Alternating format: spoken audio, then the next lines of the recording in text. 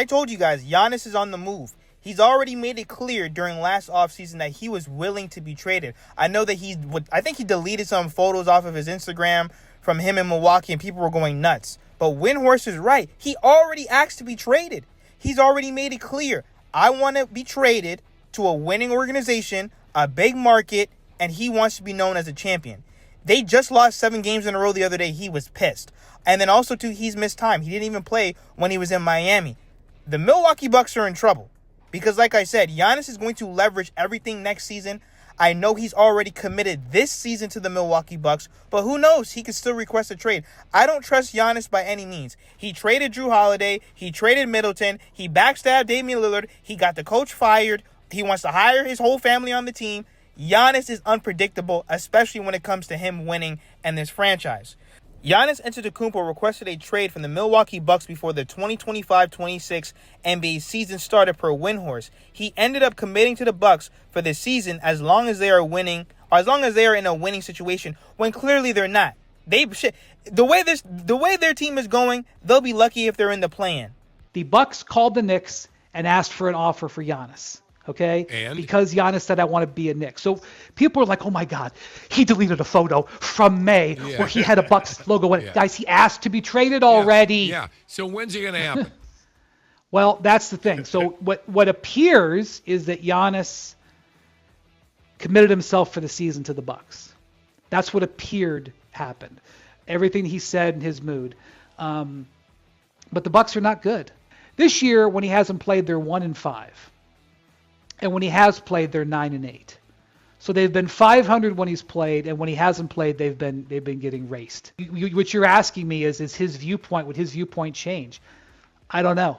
Like I know that he asked for a trade, and then he said, "Okay, I'm going to be a Buck this year." I know that a lot of people in the league don't think he'll be a Buck next year. Now you have Danny Green, who says he thinks the Miami Heat should trade Andrew Wiggins for the salary, Khalil Ware, Jaime Jaquez Jr., Fontecchio, Nikola Jovic, and picks for Giannis Antetokounmpo. Now, this is where Terry's salary comes in. I wish we had his salary. And the NBA, I haven't forgot.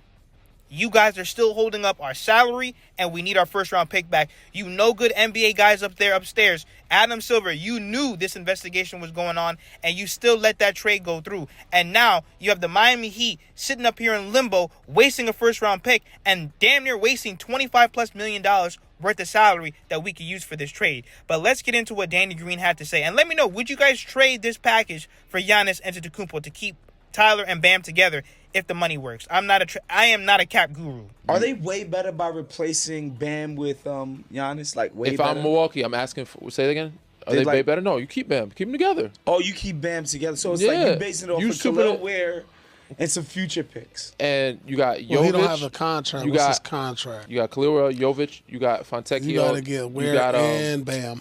Jaime Jaquez. Okay. And then Andrew Wiggins.